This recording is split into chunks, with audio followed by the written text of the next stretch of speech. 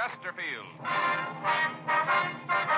Chesterfield, the only cigarette in America to give you premium quality in both regular and king size, brings you Dragnet.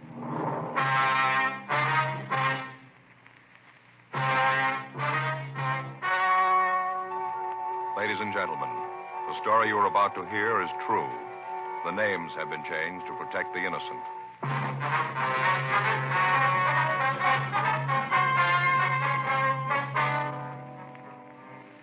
You're a detective sergeant. You're assigned to narcotics detail. A steady flow of heroin has been making its way into your city. Most of it has fallen into the hands of teenagers.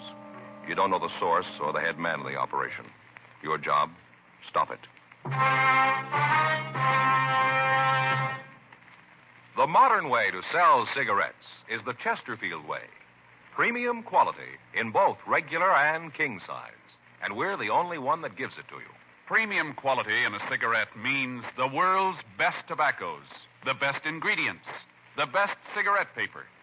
Only Chesterfield gives you this premium quality in both popular sizes. King-size Chesterfield contains tobaccos of better quality and higher price than any other king-size cigarette. Well, that's certainly important to every king-size smoker. Of course, it's the same fine tobacco as in regular Chesterfield. There is absolutely no difference, except that king-size Chesterfield gives you more than a fifth longer smoke. Yes, the modern way to sell cigarettes is the Chesterfield way. Premium quality, both regular and king size. Chesterfield is much milder. Chesterfield is best for you.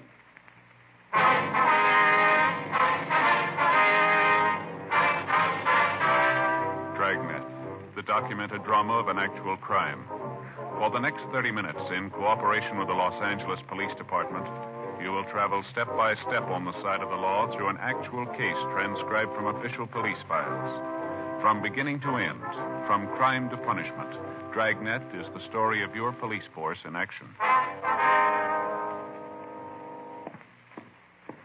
It was Tuesday, April 6th. It was warm in Los Angeles. We were working the day watch out of narcotics detail. My partner's Frank Smith. The boss is Captain Kearney. My name's Friday. I'd just gotten off work, and I'd gotten a call from a friend who wanted to see me. It was 5:46 p.m. when I got to my apartment house. Apartment 12. Hi, Joe. Oh, Ed. Just getting ready to go in. Come on in. Caught you. Go ahead. Thanks. Sit down. You got a date or something? No, it's all right. I just thought I'd get something to eat and then maybe take in the show. What'd you want to see me about? It's about Gary, Joe. Your boy? Yeah, I don't know quite how to say it. Yeah, well, you sounded pretty upset on the phone, Ed. I was, Joe. I still am. I don't know what I'm going to do. Well, come on. What's it all about? It was all I could do to keep my hands off him.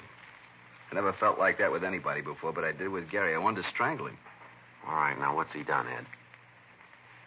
He's a dope addict, Joe. Well, that's a pretty serious thing to say, Ed. Are you sure about that? I am now. First, I couldn't believe it, but tonight Helen and I went through his room. We found this. Here. Uh-huh. Open it. See? Yeah. Looks like a layout. I couldn't find any drugs in it. I know that he's using them, though. Spoon, eyedropper, needle. Yeah, everything's here. Where'd you find this, Ed? In his room. Had it hidden up on the shelf in his closet. I found it tonight. I didn't know what to do, Joe. Helen's been crying all day. She's almost out of her mind. You were the only one I could think of coming to. Who do you talk to when you find out your son's an addict? Well, now, Ed, are you sure this is his in the first place, that he's been using it? Yeah, I'm sure. I never would have believed it. Not Gary. There's no reason for it. We've given the kid everything he wanted. There's nothing he didn't have. Good home. Helen and I have always tried to understand his problems. Always looked at them like they were important. Everything. We gave him everything. Now this. I don't know what to do, Joe. I got no place to turn. There's nothing I can do. Maybe you can figure a way. Maybe you can't. I don't much care anymore. I just know that I can't see him again. Not for a while. I'm afraid, Joe. I'm real afraid. All right, now, let's take it easy, Ed. We'll work this out some way. You don't know what it's like, Joe. You can't. To feel like this and to know you'll do it. What? I see him again, Joe. I'm going to kill him. I'd known Ed Field for the past 7 years. I'd met him when we were conducting an investigation while I was assigned to Bunko Division. His testimony had been instrumental in breaking up a gang of shoplifters. Since then, we'd become very good friends. He lived just down the street from my apartment, and on occasion we got together for an evening. I knew his wife, and I'd met his 18-year-old son, Gary. The boy was a senior in high school, and as Ed had told me many times, his grades were well above average. The Field family was moderately well-to-do. Their home wasn't luxurious, but it was good-sized. To look at the boy, there was nothing that would cause anybody to think that he might be a user. 6:12 p.m. Field and I arrived at his home. Helen Field was waiting for us. She was a nice-looking woman in her early 40s. She led us in the house and showed us to the living room. It was obvious that she'd been crying. I don't know how to thank you for coming over, Joe. I guess Ed told you what it's all about. Yes, Helen, he did. Gary home yet? No, I haven't heard a word from him since he left. I didn't tell Joe what happened this afternoon. Thought it'd be better if he got it from you. Oh, all right. You want to sit down, Joe? Sure. I'll tell you. Thank you. Well, Gary came home this afternoon about 2:30. Mm-hmm. Walked into the house and went right to his room. He didn't say a thing to me. First, I thought that maybe he might be sick. I went to the room and he'd locked the door. I knocked, asked him if he was all right. Yeah. He called through the door that he was okay and for me to leave him alone. I asked him if there was anything I could do. You know, if he was sick, he might need something. I understand. What did he say? Told me to get away. To leave him alone and get off his back. Those were his exact words. Leave him alone and get off his back. Mm-hmm. About 20 minutes later, he unlocked the door and came out. He seemed to feel fine. He came over and kissed me and said he was sorry about what he'd said. Said that he hadn't been feeling well and that he'd said those things without meaning them. I told him that he ought to wait until I could take his temperature. He said there was nothing wrong. For me to get out of his way. That he had some business to take care of and be home for dinner. I tried to stop him from leaving, and he pushed me aside. He knocked me down. Get my hands on him, I'll teach him. He stood there for a minute, and I thought he was going to cry. But he just turned around and walked out. Well, you any idea where he might have gone? What this business was that he was going to take care of? No, not the slightest idea. You can see what we're up against, Joe. I'm afraid to even see the boy. Yeah. When did you first figure that he might be using narcotics? When I came home, Helen told me what had happened. I thought about what would make the kid do a thing like this. The more I thought about it, the more there had to be only one reason. That's when Helen and I went through his room and found that kit. Has the boy been ill at all lately? Under a doctor's care? Something that you might not know about? No. I'm sure that if he was, we'd know about it. I want to see you, Gary. Yeah, I'll be right with you. I want to see you right now. You'll have to wait. Maybe there's something wrong with your ears, son. I'm not going to take that from you. Please, Ed, don't do something you're going to regret. Now, listen, Helen, that boy's 18 years old. For all that time, we've done everything we could for him. We've given him a lot more than most boys his age have. I'm not going to stand by and see it all blow up just because he's a kid. That's no excuse. I want an answer for all this. What he's been doing, what happened this afternoon. I want those answers, and I want them now. Remember, he's only a boy. And I'm getting sick of that, too. Where is it? Now, listen, boy, I know what's been going on. I want to talk to you about it. I don't want you to lecture me. All I want to know is where's the kit. Take it easy, son. What are you doing here? I asked him to come over. You didn't turn me in, huh? Your dad asked me to come over to see if I could help here. I don't need nothing from you, cop. I want the layout. Where is it? You aren't going to use that anymore. I want the layout. I gotta have it. Where is it? Please, Gary, don't get your father any more mad than he is. I don't care how sore he is or how sore he gets. I want the layout. I want it now. I can't think of any more simple way to say it. If I have to take it away from you, then I'll do it your way. You lousy bum. I'll teach you to talk to me. All right, take it easy, Ed. This isn't going to get you anywhere. Now, come on, settle down, both of you. Get out of here. Get him out of here. Joe, I swear I'll break him in two. Please, Ed, Joe, do something. Let him go. Let him go. It's about time he found out I'm old enough to call things my way. Go on, let him go. I'm not afraid of him. I'm not afraid of you either, cop. I'm not worried about anybody. All I want is that kit, and I gotta have it. I got it. I'll give it to me, and we can talk then. I gotta have it fixed. I got it. Joe, do something, please. All right, come on, sit down. Sit down, boy. This has gone far enough here. Now, let's get a few things straight. You're not going to have any more of that.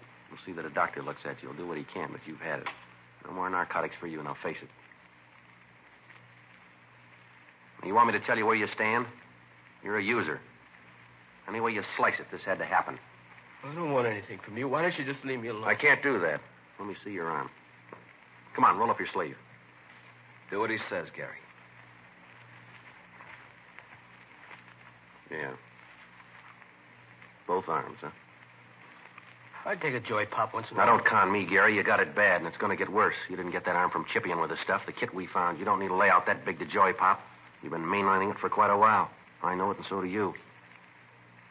You holding now? Come on, boy, answer me. You holding now? Yeah? Well, let's have it. I'm not going to give it to you. You got no choice, son. Either you give it to me or I'll take it. All right, here it is. How big a habit you got? Not big. How big? Couple of bucks. Now, come on, boy. Let's have a straight answer. 25 a day. $25 a day. That's a lot of narcotics, isn't it? That's what it takes. Where's it come from? Come on. Who's your connection? You maybe got me, but I'm not going to be a fink. You got to let me go at that. I can't do that. Now, where'd you get this stuff? How about that doctor? You going to do something about We'll that? talk to him. Talking to him ain't going to do any good. I got to have a fix. I'm going to fall apart. Come on now, be a pal. Let me have a fix. I'll tell you all about it then. You got the kit. You got the stuff. Come on, be a sport. No huh? go. You can't do it. Come on, let's go downtown. You're going to take him to jail, Joe? I'll take him down to Georgia Street Receiving Hospital. The doctor can look at him there. We're going to have to hold him for a while in this field. Why'd you do it, Gary? Why? Can't you tell me? Is it something your father and I have done? There's got to be a reason. What is it? Oh, please, Gary, tell me. Come on, let's get out of here. Can we see him after he gets there, Joe? Yeah, I'll call you, Ed. Don't you want to say goodbye to your mother, son? Why? It wouldn't prove anything. Yeah, I guess that's the way you'd look at it. I broke the law. Now they're going to make a convict out of me. I didn't call him. You did. How are you going to explain that to her? You turned your own son in. How are you going to tell her about it? I hope you're real happy now. I'm not proud of it, son. There's one thing I'd like to ask. Yeah. What have you done to her? 8:30 p.m. I called Frank Smith and filled him in on what had happened. He said that he'd meet me at Georgia Street Receiving Hospital. I took young Gary Field down with me and had a doctor check him over. After that, the boy was taken to the narcotics division, and Frank and I talked to him. I don't know how to tell you any better. Isn't any other way to say it. I'm not going to give you any names. That's not going to help you any, son. So it won't help me. Won't get any of my friends in trouble. Well, you've got great friends, haven't you? Now, where'd you get the money to take care of your habit? I earned it. Where? I work. Where'd you work? Look, it's getting late. That stuff the doctor gave me didn't do any good. I still need a fix now. I'm getting sick. Do what you got to do. Let's get this over with. Now, look, this is going to be the same in the morning, son. We're going to keep asking questions till you come up with the right answers. Look, cop, I don't want any favors from you. Now leave me alone. We're only trying to help you, boy. Oh, get off my side. Now, I need nothing from you. You saw your duty and you did it. That makes you a big man, huh? I know you'll both make lieutenant. Now beat it, All huh? right, that's enough of that. Now, there's a couple of things we'd like to set you straight on. Maybe help you to figure where you stand in this. Oh, here it comes. What do? Give you a license to preach when they hand you the badge? That's enough of that, youngster. Come on, get off my back, cop. If my old man hadn't turned fink, you'd never have got me.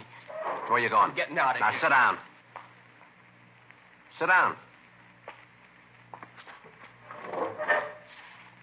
All right, young fella, you want to be a big man, that's the way it's going to be. I'm going to tell you that you get no special treatment here because I know your parents. You'll be treated just like any other user. You're getting a little of the edge because you're a youngster. There's not a pound of honesty or integrity in your distorted mind. The simple way would be to drop you in a cell and let you sweat out the cure, let you fall apart if you had to. Let me tell you this. We're going to get the connection that's been supplying you, and then we're going to get the man behind him. I don't much care about them, but I do care about the kids around you. You've got a big habit. It takes a lot of money to keep up a habit like that. I've seen kids like you before, and there's only so many ways to get that money. You steal it or you start pushing narcotics yourself. I don't think you're stealing, so you got to be pushing it. That means that you probably got other kids hooked on it. Other youngsters that have got trouble because of you. Mules that are dragging your wagon for you. Your folks will maybe forgive you for what you've done to them, but they'll never be able to buy what you did to the other kids. You had a chance to help yourself and help the rest of them. You had a chance to do something good for somebody else, and you wouldn't take it. Well, you're playing it smart, big boy. Keep playing it that way when you end up in a jail cell, will you? You through, cop? Yeah, I'm through. Fine. Let me get some sleep, huh? Let's go, Frank.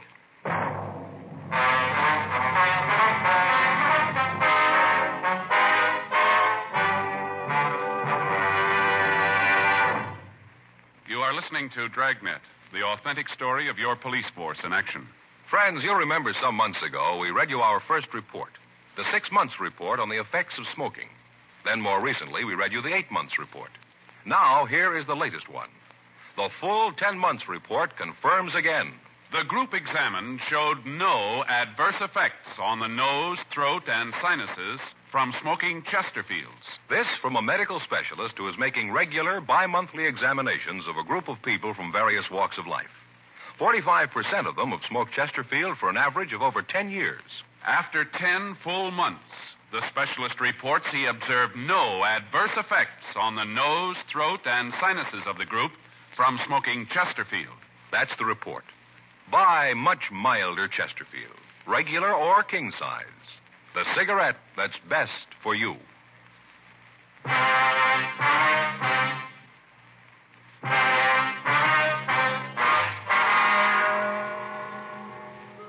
Gary Field was taken to the main jail and booked. Frank and I went back to the office to fill out the arrest reports. The next day, Wednesday, April 7th, we began to talk to Gary's friends and teachers. From all of them, we got the same story. Until 6 months before, the boy had been a model student. He was always at the top scholastically in each of his classes. He was a member of several honorary student organizations and had twice been nominated for president of his class. Then, apparently without reason, the boy's personality had changed. He stopped taking an interest in his schoolwork. Several of his teachers told us that he wouldn't have gotten passing grades at the end of the semester. He dropped out of the service organizations at school. From some of his teachers, we got the names of his close friends. Talks with them netted us little. They told us that Gary had dropped out of the crowd of youngsters that he'd been running with and had taken up with new friends. They told us that they didn't see much of him after school, that he'd gotten into fights with other students on several occasions, and that after a period of time, they'd stopped asking him to their functions.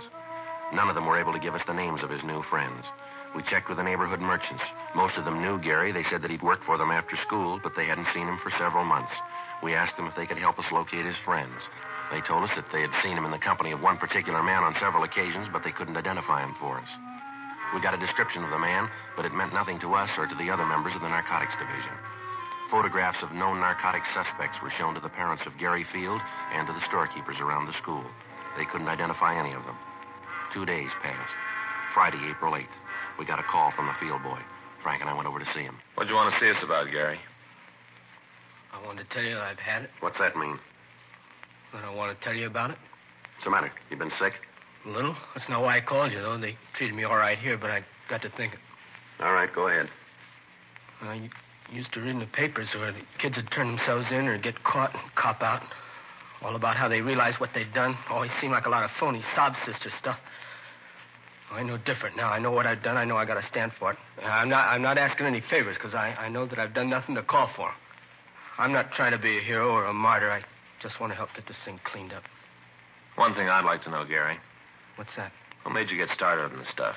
You seem like a kid that has everything you want. You don't look like a kid who'd fall for it. Who knows? I'd give you 1,000 reasons. They still wouldn't add. I guess I just wanted to be top man all the way around. How'd you get on it? Started lushing it up, then the tea, then the heroin. That's the way it runs, isn't it? Most of the time.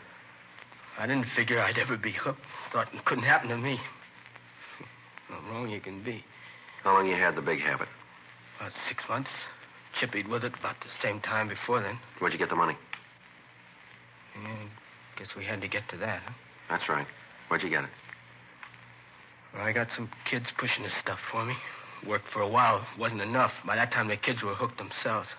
I was the only connection they had. They had to do business with me or do without it. Yeah? I told them that if they couldn't pay me in cash, I'd take merchandise. They'd bring it. I'd sell it. That way we both came out all right. They got their H, I got mine. You mean you got him to steal, that it? Yeah, I guess so. I never asked where they got the stuff. I just took it and sold it. With that and the stuff they sold for me, I made out. These kids pushing H for you? No. Well, they're shoving tea. I sell it to them for 4 bits a stick. They get up to $1.50 for it. You know where they peddle it? No, I never asked. All I was interested in was if I got mine. All right, give us their names, will you? Guess that's the only way, huh? That's the only way. Okay, I'll give them to you. How about your connection? Who's he? Guy named Jack? Jack who? I don't know, honest. I really don't. Where'd you meet him? Drive-in downtown? Where? Drive-in at the corner of Reno and Vernon. How do you set up the meet? I just go in there between 10 and midnight, park the car and order coffee. He comes over to the car. You mean that he's always there at that time, huh? Usually is. So your only source? Yeah? Anyone else pushing it around there? No, as far as I know. I think he's the only one in the operation. All right, you'd be willing to arrange a meet with him so we can pick him up? Yeah, I'll do it. All right, fine. Sure want to see the folks. I got so much to make up for. That's right, you have. Don't think I'll live long enough to do it all. 9:32 a.m. We got a description of the suspect known as Jack and also the names and addresses of the teenagers involved. Frank and I contacted the juvenile authorities and gave them the information. We went back to our office and had Gary Field check our files of known narcotic suspects. He was unable to give us an identification on Jack. 11:56 a.m. We took the boy to his home and talked with his parents.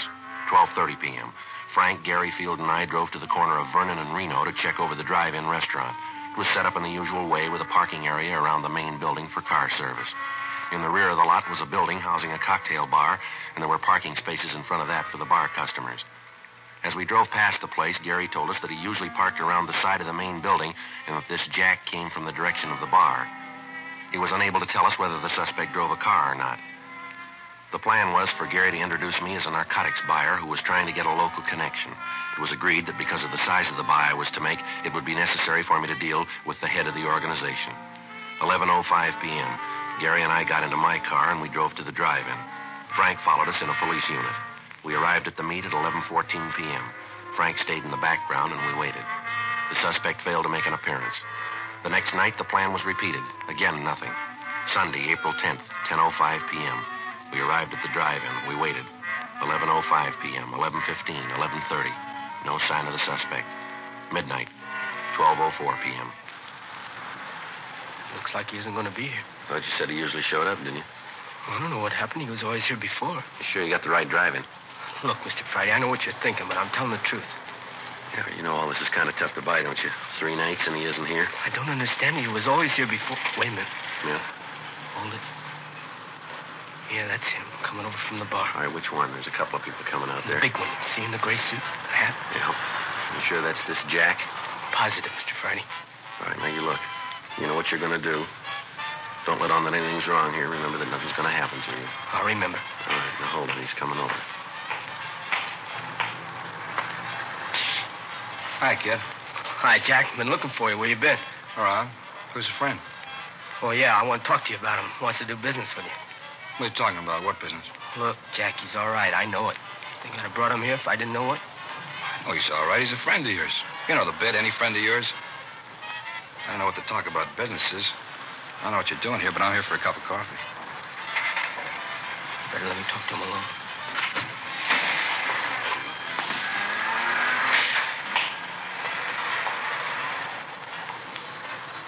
What are you trying to prove bringing the guy here? Who is he? Friend of mine? Told you once. I told you 1,000 times. Don't ever bring nobody with you. Haven't I told you, huh? Oh, yeah, but he's okay. He wants to make a buy, a big one.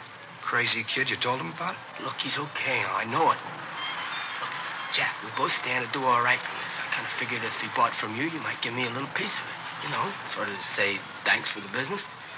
How long you known this guy? Long time. How long? A couple of years. How come I never seen him before? He doesn't hang around this part of town. What's he doing here now? Like I said, trying to make a buy. Where'd you meet him? Before I met you, I used to buy stuff from him. He moved out of town, went up north, does business up there. Last couple of days, I couldn't get in touch with you. I ran into him. He fixed me up. And then he told me he wanted to buy. Right away, I thought of you. All right, I'll talk to him. But I ain't making no deal. You just talk to him. You'll find out everything's okay. All right. You let me do the talking.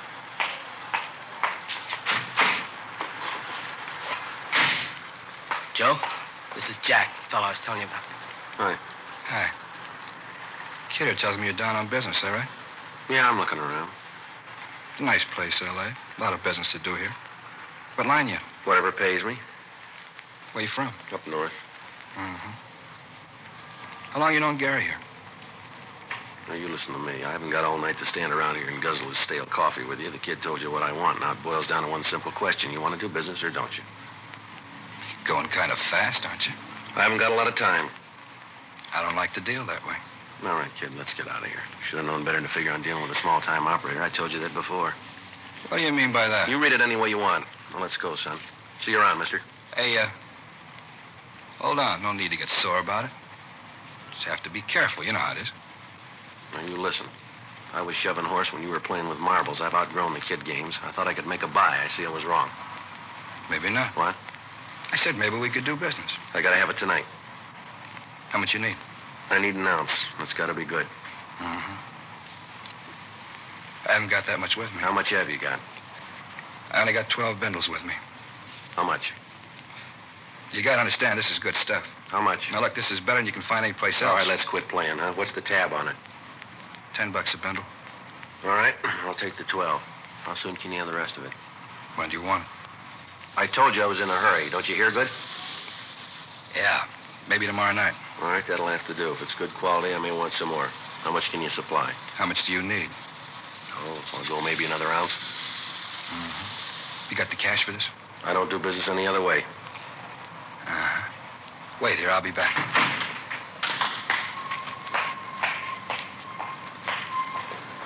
It's all right, isn't it, Mr. Frank? Yeah, Gary, everything's fine. You see where he's going?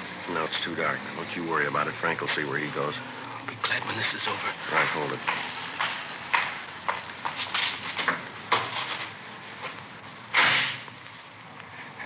Okay, mister, let's see the money. I got it right here. Let's see the horse. You got it? All right, looks all right. Here. You don't mind if I count this? No, go right ahead. It's all there. $120, isn't that what you said? Just to make sure. Yeah. 50, 70, 90, 110, 120. Yeah, right. It's all here. Mm-hmm. Well, I'll see you tomorrow night, huh? Yeah, sure. I want to tell you, it's nice to do business with you. It's been a real pleasure, Well, it works both ways, mister. Mm-hmm. Well, I hope to see a lot more of you. You will. You're under arrest.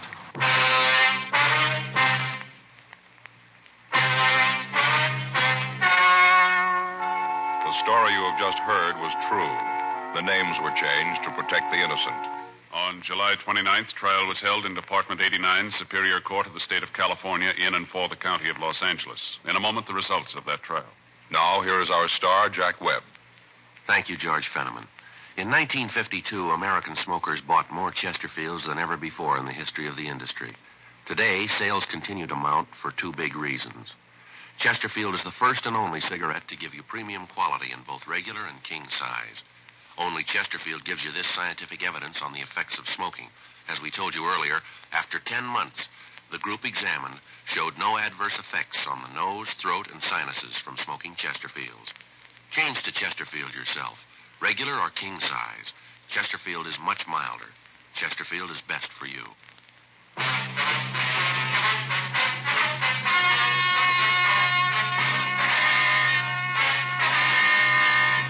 Gary Richard Field, because of his cooperation, was placed in a hospital for rehabilitation and at the conclusion of his treatment was placed on 3 years probation.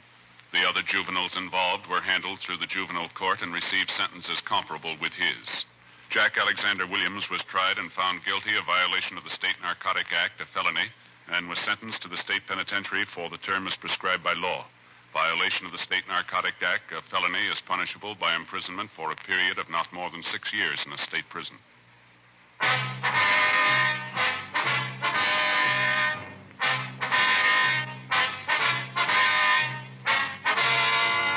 You have just heard Dragnet, a series of authentic cases from official files.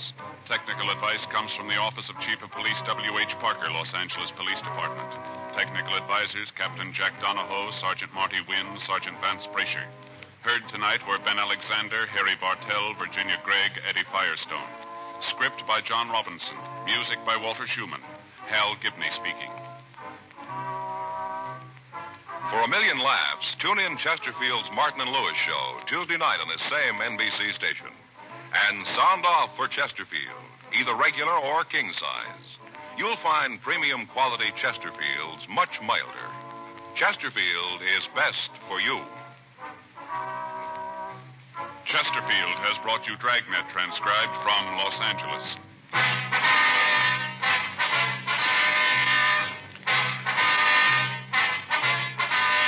Tonight, it's Adventure with Barry Craig, confidential investigator on NBC.